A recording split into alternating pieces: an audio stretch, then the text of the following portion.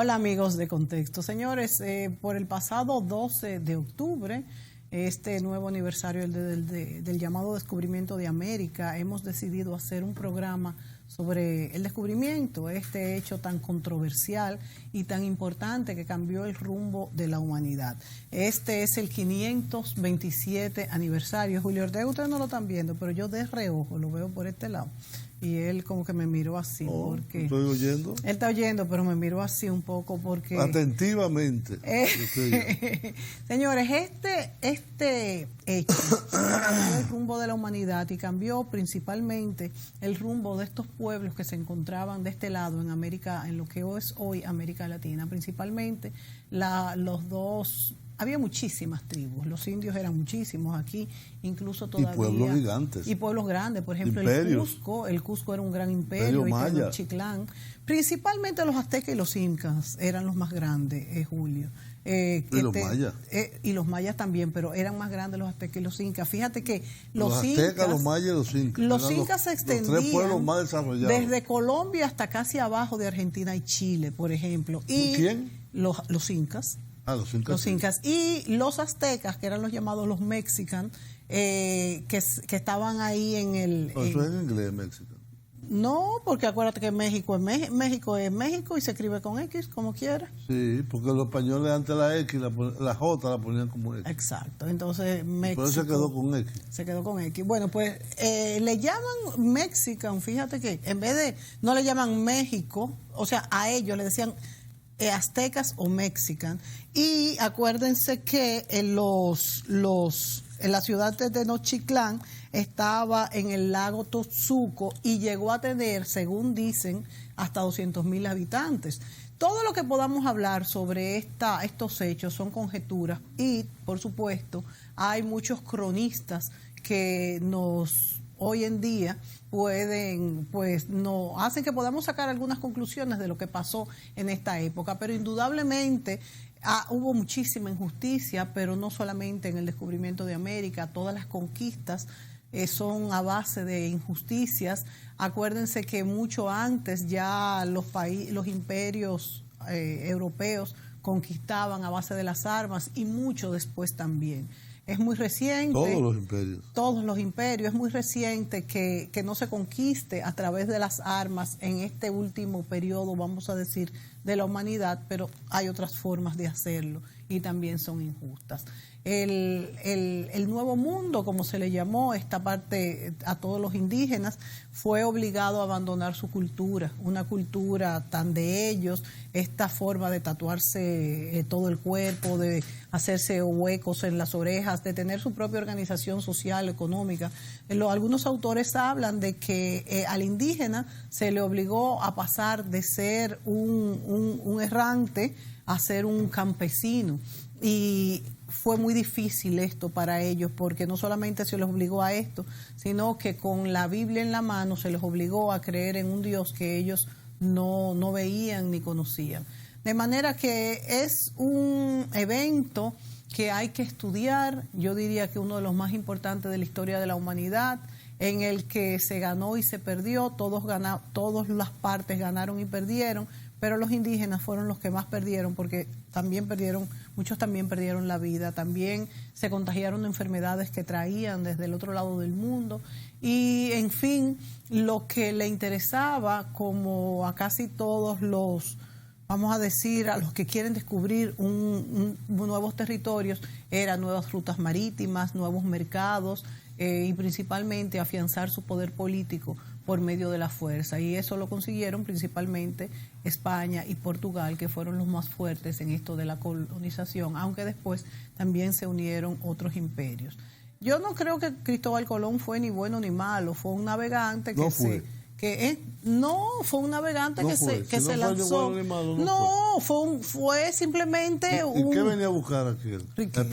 Riquezas y buscando rutas. Que eran propiedad de él. Claro que no eran propiedad de él, de los habitantes de un ladrón. como muchos otros que son unos ladrones. No, yo no estoy hablando de los otros, estoy hablando de Colón en este caso. Bueno, mira, Julio. El llamado descubrimiento, para mí no descubrieron nada porque ya estaba ahí. Ya estaba, claro.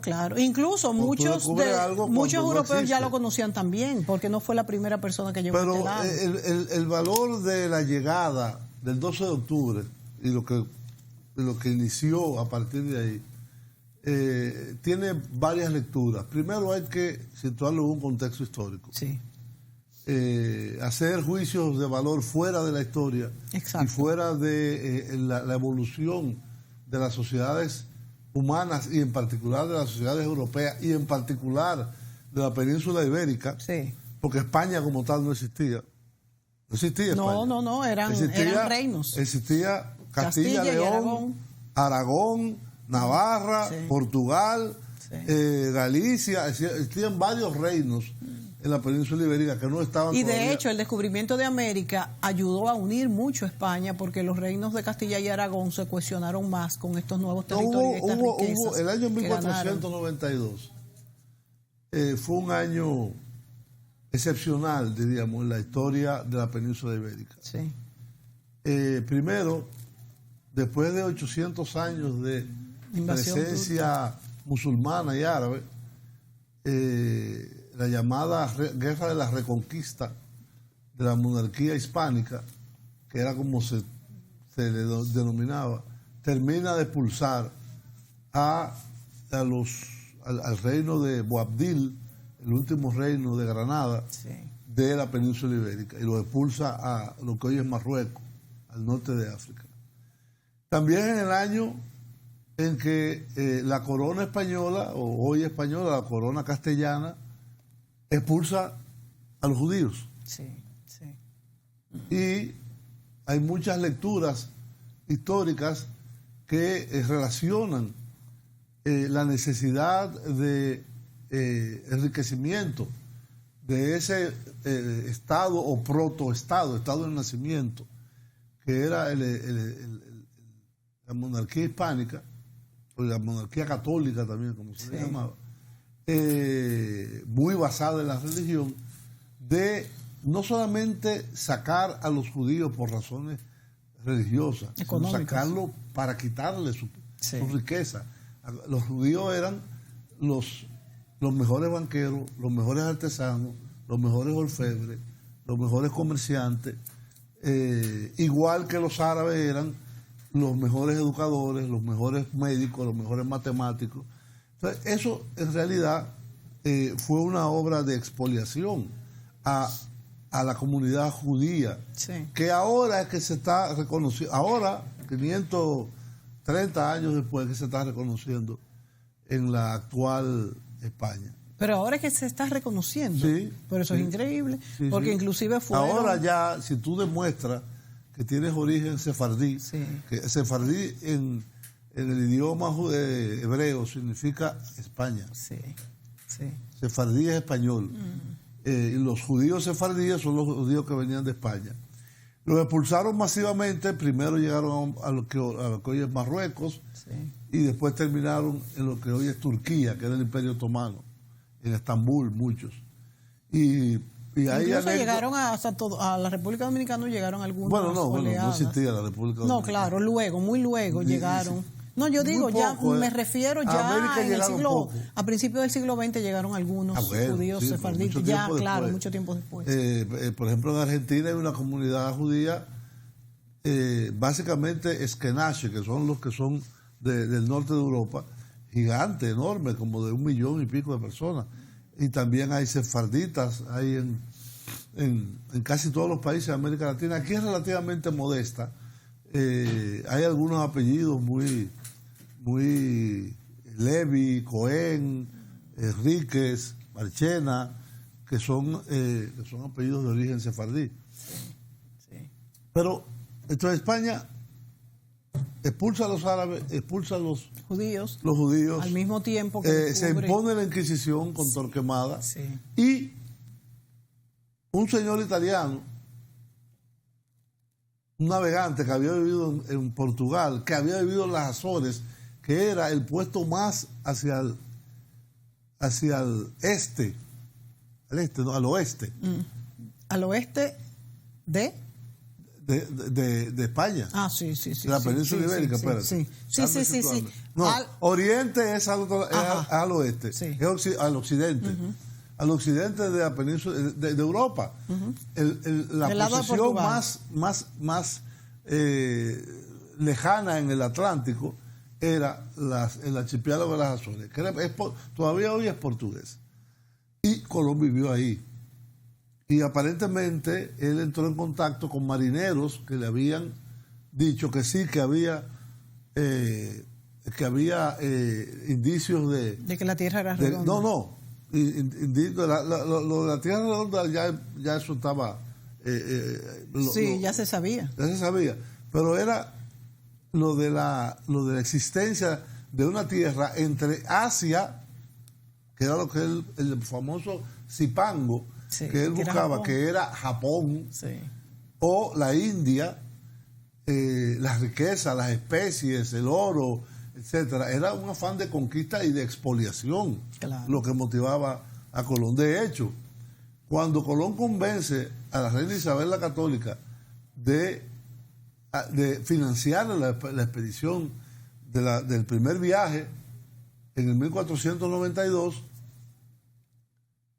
se produce un documento que es fundamental, que son las capitulaciones de Santa Fe, que son el acuerdo, vamos a decir, el contrato que hizo Colón, reino, exigiendo inclusive el título de virrey, de almirante de la mar Océana, y una participación importante en las riquezas de las tierras que él conquistase. Que dicho sea de paso, para nunca la corona española. Nunca consiguió esas riquezas. No, nunca, lo cuidaron. Claro. Algo típico en esa zona del mundo. Se quedó con su simple título, con el que murió muy mal, murió bastante en la miseria. Pero por otro lado, Colón también, aparte de ser un navegante, un comerciante y un buscador de riqueza, era un explorador. Tenía esa otra característica, es decir, tenía la curiosidad de la mente renacentista del descubrimiento. Realmente fue muy aventurero y atrevido. Bueno, él se echó a morir prácticamente. Claro. Y si no hubieran llegado a la isla que él llamó a Guaraní, que él llamó San Salvador, el que está hoy en las actuales Bahamas, si no hubieran llegado, había un motín ya que lo iban a tirar al agua. Ya estaban todos desesperados. Estaban desesperados, tenían comida. 3 meses tenían en el mar. No hubo periodos que casi no hubo leva, que no hubo viento. Y entonces los barcos estaban parados. Y hay que decir también que los cálculos que él había hecho, se supone que en menos de un mes llegarían a esa tierra. No, él calculaba como en 2 meses. Pero la idea era que esa era una ruta, porque los portugueses habían ya establecido la ruta hacia Asia por la circunnavegación de África. Esos son los reales navegantes, son los portugueses. Y fue a quien él primero le ofreció Y a quien primero le ofrece esta expedición. Este proyecto. En vez de ir sur y circunnavegar África y subir, irse hacia Occidente y encontrar una ruta por el Occidente hacia Asia. Sí, Japón, hacia la India, Japón, exacto. Y la India. Por eso cuando llega aquí... Ellos pensaban que era... Por eso le dicen indio todavía hoy. Pero de indio no tienen nada. ¿Qué tienen de indio los nativos americanos? Absolutamente nada. Los indios son de la India. Entonces,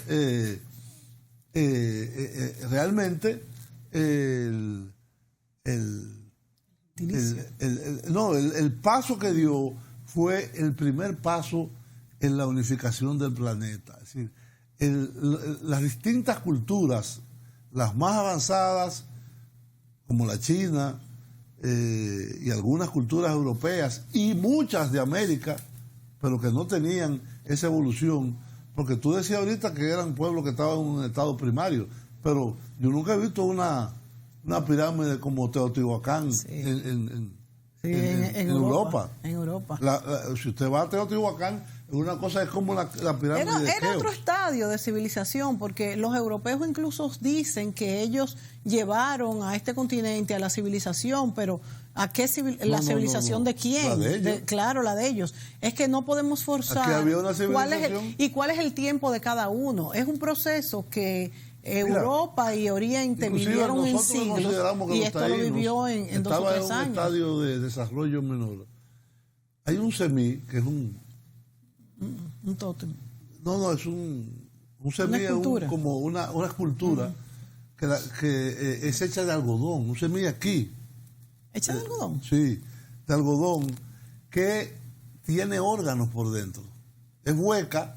¿Está en el museo? No, está en Italia. Se lo llevaron. Son de las cosas que pasan con la cultura expoliada. Esa pieza, que es una de las principales piezas de la cultura prehispánica aquí, está en Italia, en una universidad en Milán, creo que es eso, cerca de... ¿Y dónde fue encontrada? Aquí en la República Dominicana. En lo que hoy es la República Dominicana, en la isla de Santo Domingo, o de Quisqueya, o de la Española, o de Haití, o como tú le quieras llamar. Aquí fue encontrada. Entonces, y mira que los taínos no tenían el mismo estadio de civilización. Pero era un estadio intermedio. Sí. Entre los básicos y el estadio avanzado de los aztecas. Y fíjate que ya los aztecas en esa ciudad de Tenochtitlán ya no eran nómadas. No. Tenían ciudades. Ni los taínos tampoco eran nómadas. ¿Tú crees que los taínos eran ya asentados? Estaban establecidos, tenían sus cacicazgos. Tenían cacicazgos, tenían organización social, tenían y había grandes en América había los reyes, las monarquías indígenas eran muy reconocidas. Y esta indígena, ¿cómo se llamaba? Que le decían los españoles le decían Doña Mariana. ¿Cómo aquí? Es que? No, de los aztecas, que ella fue una de las intérpretes, no recuerdo ahora el nombre, Machuca, algo así. Ella era la traductora. Pero por ejemplo, en la parte de la ingeniería, todavía hoy hay puentes y canales de los incas que se usan hoy en día. Sí. Imagínate que tenían puentes removibles en esta isla que estaba en el medio de este lago. No, ninguna isla, en los Andes. No, Julio, pero me refiero que la ciudad de los aztecas, la primera, fue en el lago Texcoco. Está México. Exacto. Entonces en esa época ya había puentes removibles, que no es fácil. Vamos a la pausa y regresamos con este tema del 12 de octubre.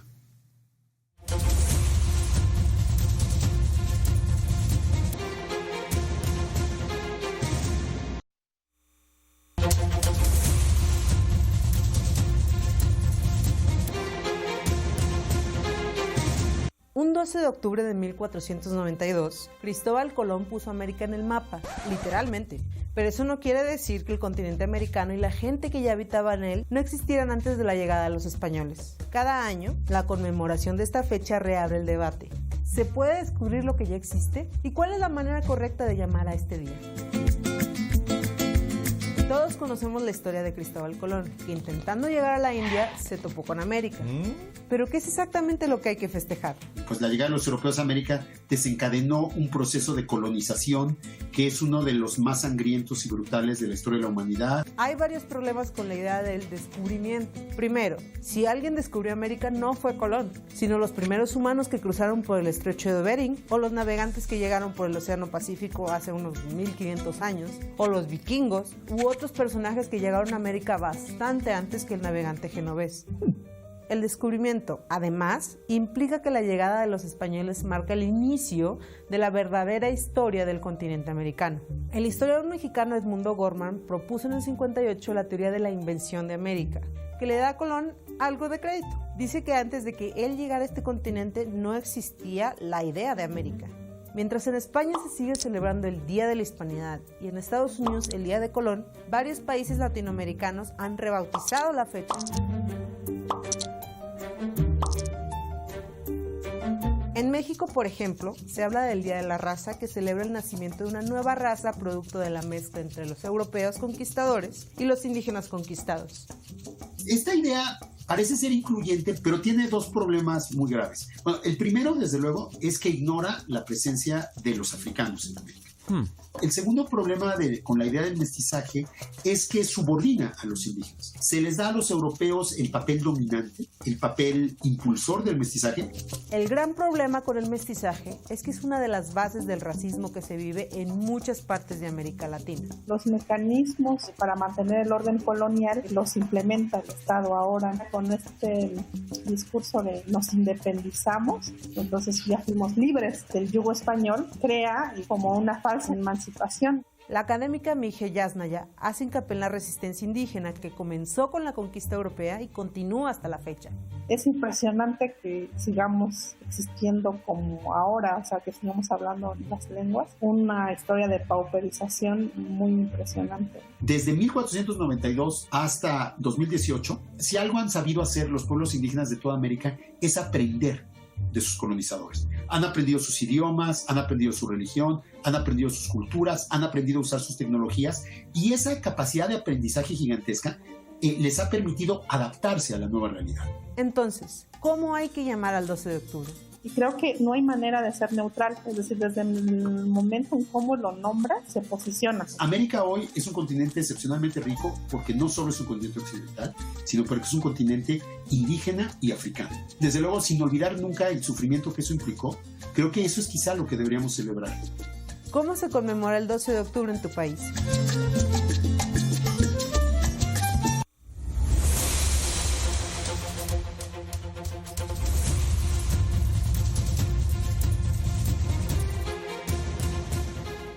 Bien, esa última pregunta que hacía ese video interesante, de cómo se conmemora, o cómo se recuerda, o cómo se lleva a cabo el 12 de octubre, antes era un día feriado aquí, y se llamaba el Día de la Raza. El Día de la Raza.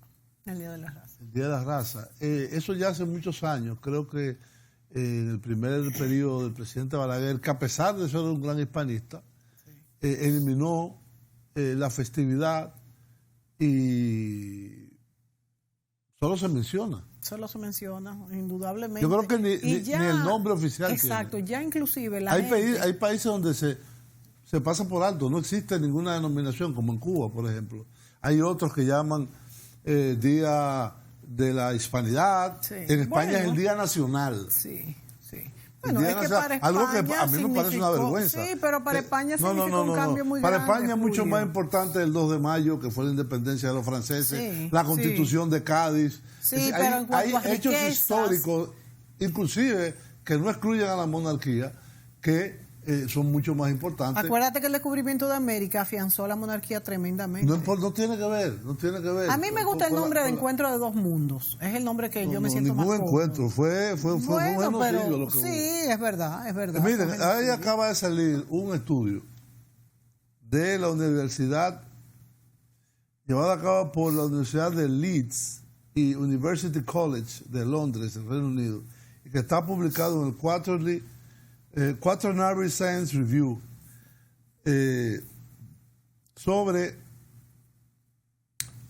el tema es cómo la despoblación de muchas partes de lo que hoy llamamos América impactó el medio ambiente, comenzó a impactar el medio ambiente. Pero lo importante para mí es que este estudio, llevado a cabo de forma muy rigurosa por académicos, historiadores, demógrafos, estadígrafos, etcétera, establece que los primeros 100 años de la colonización española, pero también portuguesa, y posteriormente francesa, y inglesa, y holandesa. Los grandes imperios todos pero se dieron presencia. Fundamentalmente España y Portugal. Que fueron los primeros. El resultado fue la muerte de 56 millones de indígenas en los 100 años posteriores al 56 millones. Descubrimiento de América.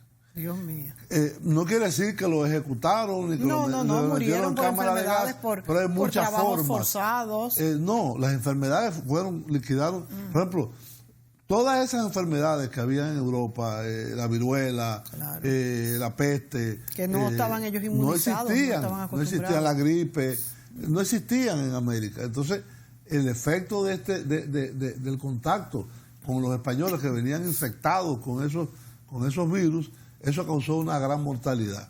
Pero también hubo matanzas, simple y llanamente. De hecho, yo recuerdo que cuando yo era niño, en la televisión, en los años 60 y 70, sobre todo en los 60, las series de vaqueros y indígenas, los indios eran los malos. Sí. Y había que matarlos.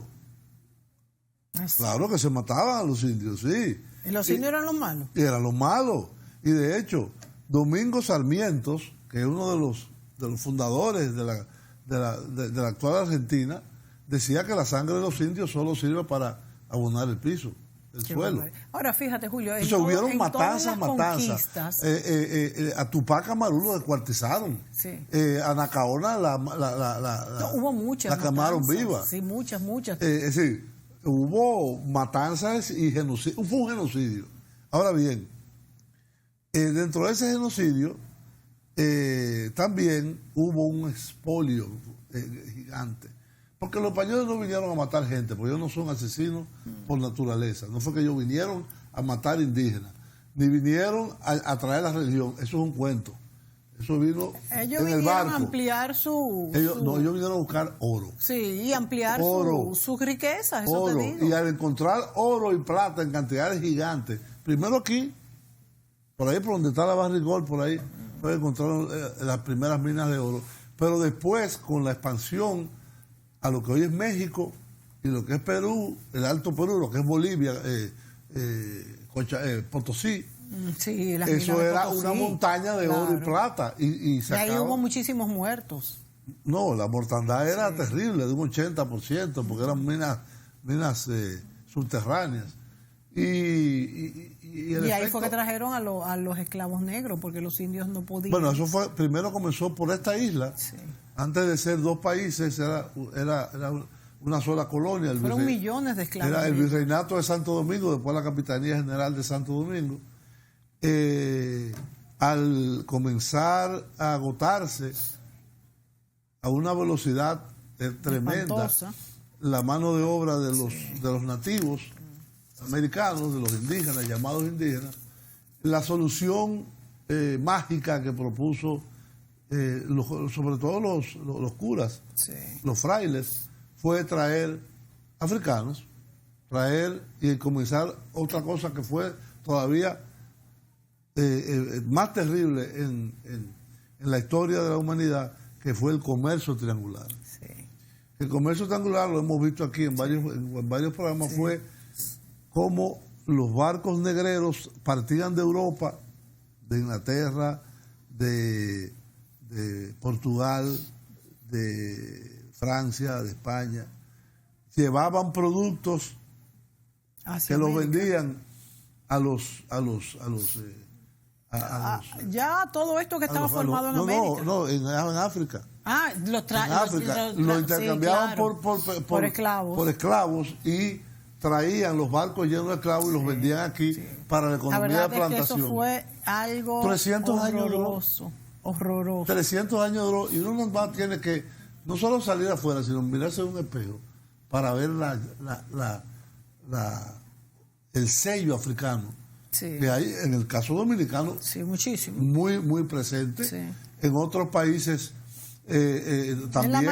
Hay algunos países como Jamaica o como Haití, que son todos africanos, o como las pequeñas islas de las Antillas, que son 80-90% africanos. Y hay países centroamericanos, o Bolivia, el mismo Perú, que son indígenas todavía. Tenemos totalmente un rostro ahí, se ve. Totalmente, y México también. Sí, México también. Sí. México, Perú, Bolivia principalmente. Por ejemplo, tú tienes zonas en Colombia que son tan africanos como Haití. Y son casi 10 millones o 15 millones en Colombia. Toda la zona del Chocó, que es la costa del Pacífico, zonas en Venezuela, sí, en Panamá, sí, hay Panamá pequeños enclaves, y Brasil, que es donde más hay. Sí, entonces, eso transformó completamente no solamente la figura de los habitantes de esta parte del mundo, la cultura, la también, lengua, claro. la cultura, es decir, todo. Es más, yo vi un estudio de cómo se modificó la foresta, ¿cómo se llama? La botánica. Sí.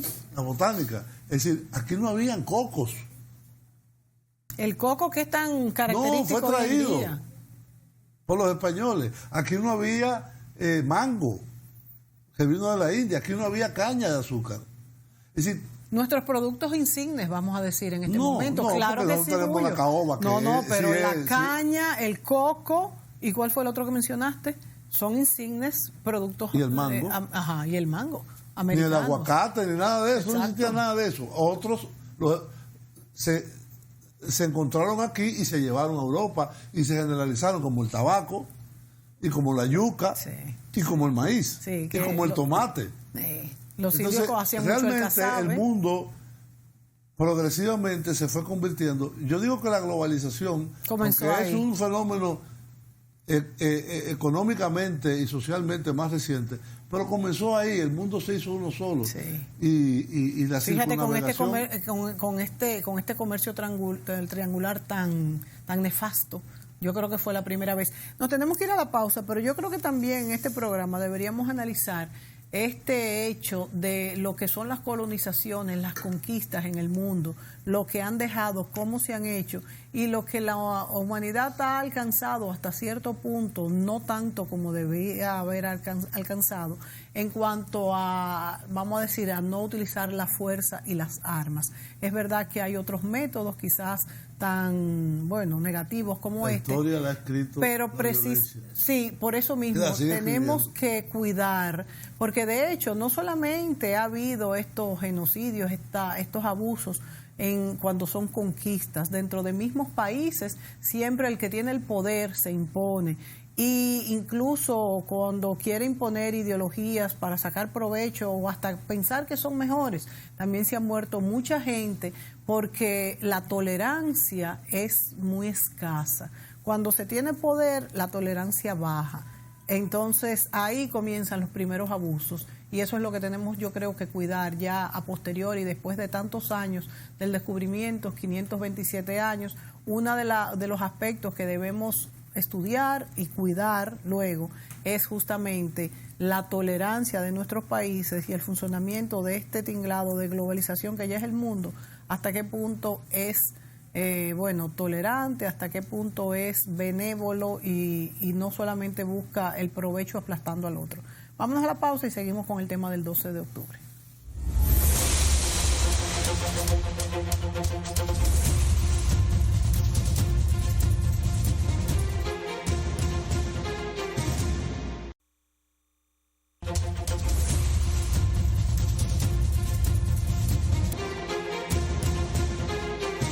Todos los años el mismo debate, los mismos reproches. ¿El 12 de octubre conmemora un genocidio? ¿No celebrar el 12 de octubre es antipatriótico? Hoy en Furor Politic hablamos del descubrimiento de América y analizamos los motivos para que se celebre hoy el 12 de octubre.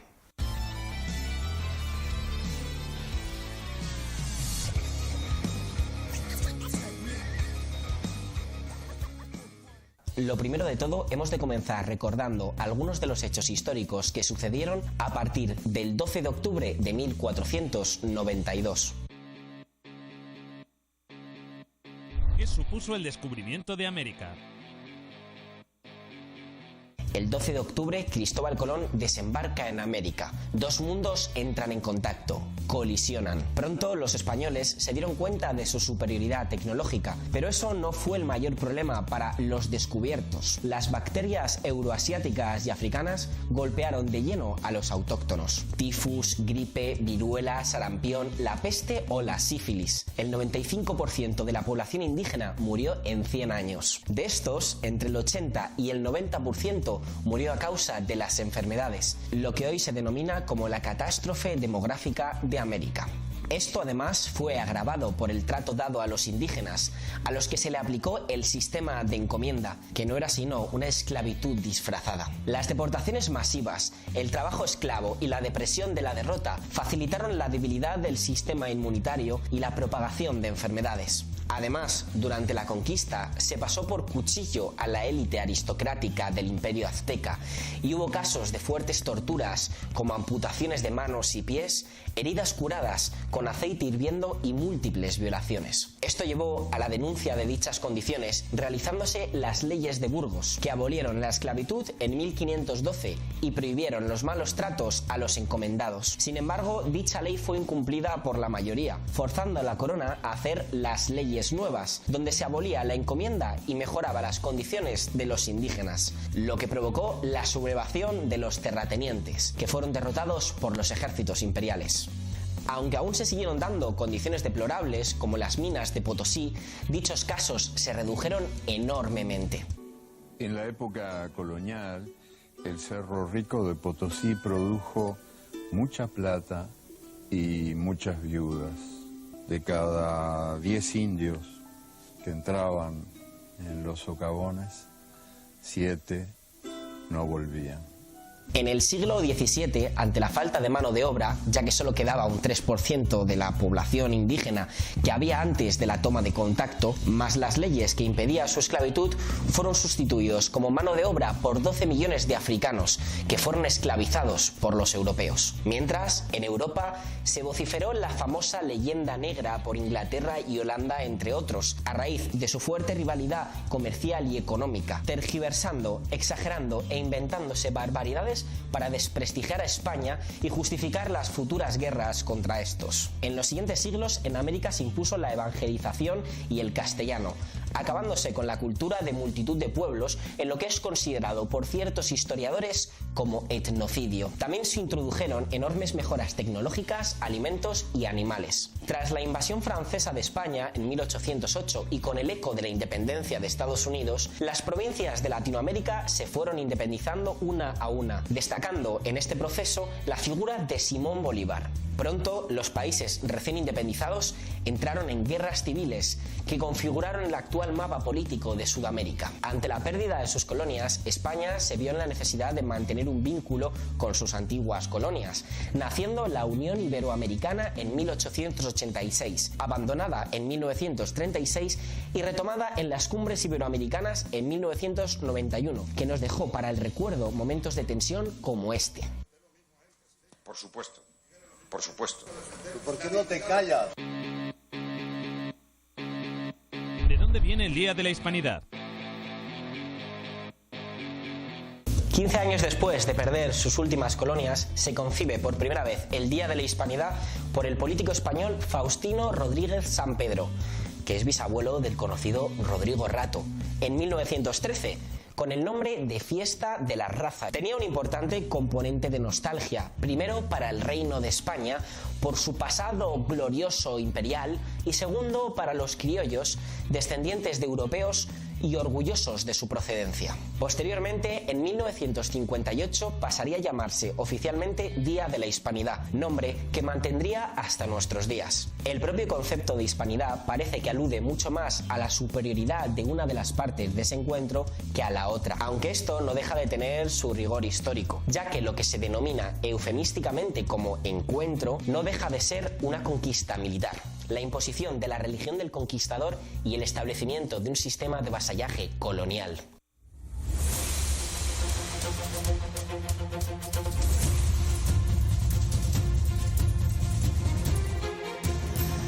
Bien, ahí veíamos este interesante video que nos explica cuáles fueron, diríamos, las consecuencias sobre todo de la llegada el 12 de octubre a las costas de Guaraní el almirante Cristóbal Colón, y que después llegó el 3 de diciembre aquí, a esta isla, y que por mala suerte nuestra encalló aquí y dejaron un fuerte muy cerca de lo que es Montecristi, por donde está entre Montecristi y Haití, por ahí. cerca de Cabo Haitiano también. No se sabe exactamente el emplazamiento, dónde es. No se ha descubierto ni los restos, porque ellos, al encallar la Santa María, que era la más grande de las tres, de los tres barcos, ellos se dieron cuenta que ya no la podían sacar, y lo que hicieron fue que la desmontaron. Como era madera, y con esa madera hicieron un fuerte, y como el encallamiento fue un 24 de diciembre, lo llamaron el fuerte de la Navidad, o de la Natividad.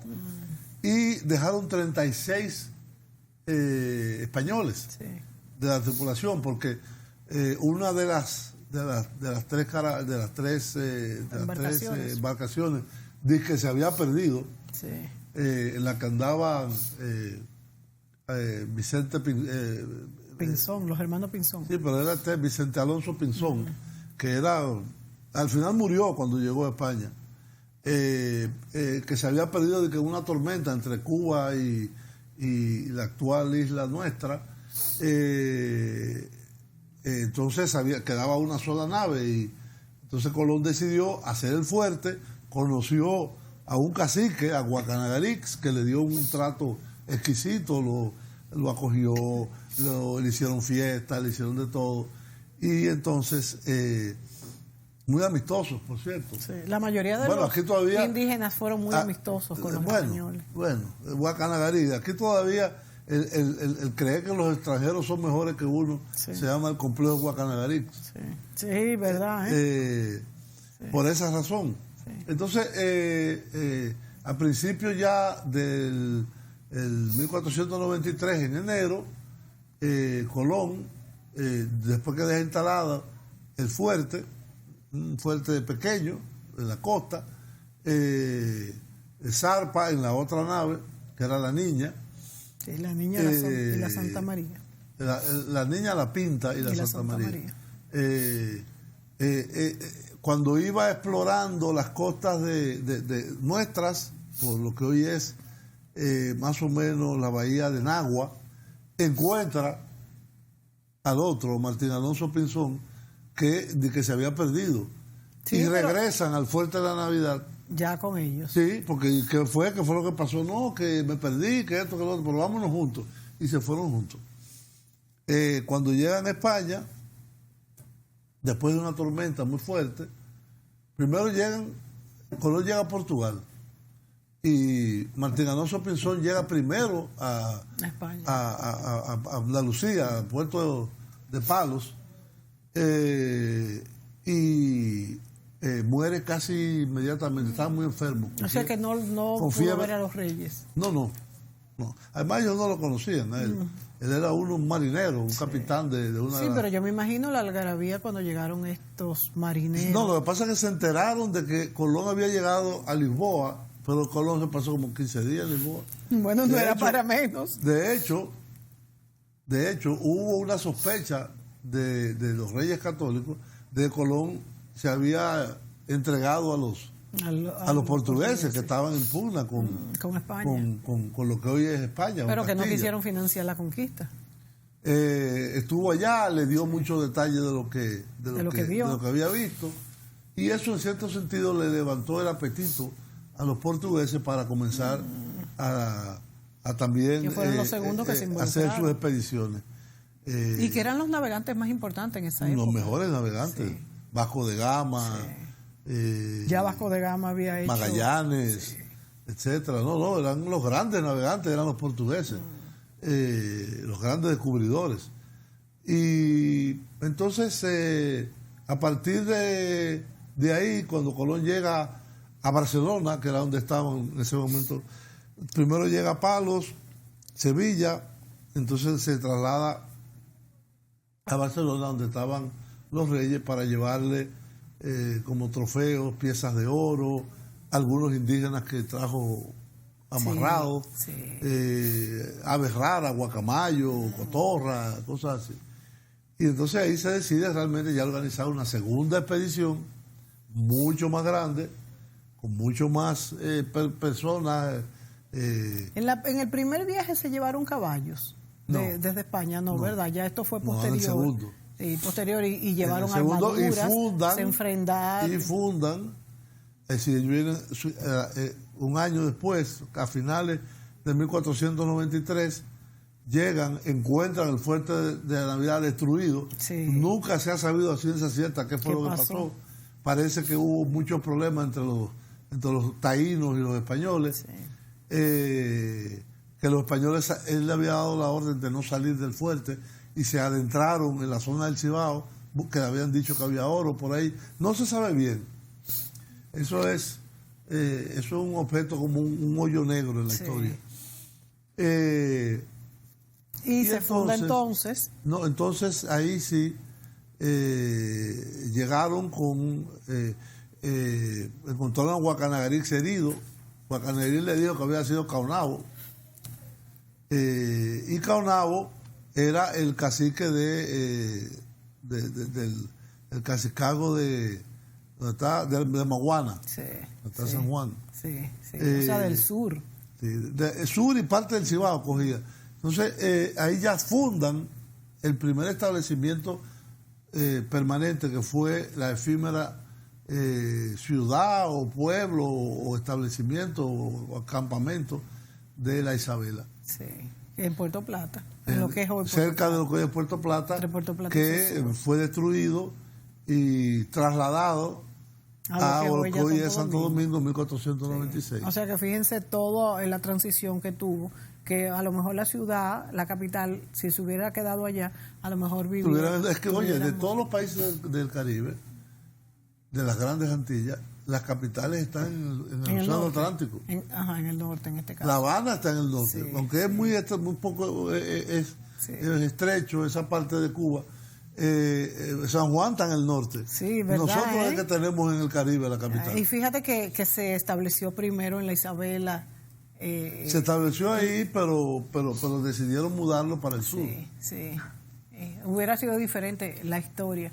Bueno, como decía antes, hay que hacer un análisis, ¿verdad?, y traerlo al presente y ver cómo ha evolucionado el mundo. ¿Tú crees, Julio, que hemos evolucionado para mejor? Indudablemente hemos tenido una época de paz en el mundo. Respecto a otras épocas de grandes guerras. No, de allá para acá no, eso es muy largo. Los últimos años, después si tú le preguntas a los kurdos ahora, no es una época de paz. Bueno, en esa zona no pero ha que el mundo es uno solo, ¿no? Sí, pero sí, ok, Julio, pero te pregunto ya como pregunta y para finalizar. Si analizamos el mundo en su totalidad, yo creo que vivimos la época donde ha habido más años de paz de corrido ahora mismo, en la mayoría del mundo. Ha habido un equilibrio en los últimos 50 años que no ha excluido las guerras. Ha habido lo que se llama un equilibrio del terror por la existencia de bombas nucleares. Es decir, durante la Guerra Fría, tanto los Estados Unidos como la Unión Soviética sabía que una guerra total entre ellos dos iba a probablemente terminar a palo y a piedra. Sí. Entonces, pero hay una cosa que yo estoy convencido de eso. La violencia es la madre de la historia. Es lo que te digo, que no solamente en el descubrimiento de América. Nada se ha hecho pacíficamente. Y todos los grandes imperios han sido a base de fuerza. Han sido por razones militares, y los imperios se forman para controlar y para ejercer la violencia. Pero fíjate que ya no hay grandes conquistas de otros territorios. O sea que... No es necesario estar al fondo para eso. Bueno, ni de Ecuador. Sí. No, pero por ejemplo ahora el último caso de Ucrania fue también un ejemplo, pero había poblaciones rusas, o sea, es distinto, es muy distinto. Lo que se le puede llamar ahora una invasión de un territorio es muy distinto a lo que era pasa que antes había mucho menos población. También. Ahora hay muchísimo más población. Y eso ha cambiado totalmente lo que es la historia. Pero el mundo, la violencia ha sido la madre de la historia, la partera. Sí, lamentablemente todos los países, si no hubiera habido y violencia, los los Estados Unidos no existieran. Sí. Si no hubiera habido violencia, las independencias americanas no existieran. Entonces, podemos sacar de conclusión que la violencia es necesaria. La madre de la historia, te dije. Bueno, pero que sea la madre de la historia no, no de hecho la ejerce, se ejerce hoy en día. La ejerce un monopolio el Estado. Sí, sí. Pero eso cuando tú te sales de ahí... No debe ser que sea con violencia, debe ser con leyes. No, y fíjate yo quisiera que ya ser papa. Que las grandes, yo quiero ser pero fíjate papa. que ya que los grandes países, los más desarrollados, son mucho menos violentos. ¿Tú crees que Estados Unidos es menos violento? Sí, es menos violento en su territorio, es mucho menos violento con su población. Y por ejemplo en el norte de Europa, ayer mataron en Texas a una señora negra adentro de su casa. Bueno, pero son hechos aislados. No, y en el norte de Europa endémica. Es mucho menos pero violento. Esos son tres gatos. Bueno, señores, se nos acabó el tiempo. Analícese, como decía el video, cómo celebra el Día de la Raza, el Día del Descubrimiento, el Día del Encuentro de dos mundos. Y bueno, pues saca un extracto. Porque los negros lo trajeron. Sí, pero no son dos. Pero es que ese era el mundo entero, porque era África, Asia y Europa, y se le anexó lo que es América. Ellos lo trajeron forzados. Señores, se nos acabó el tiempo. Hasta la próxima.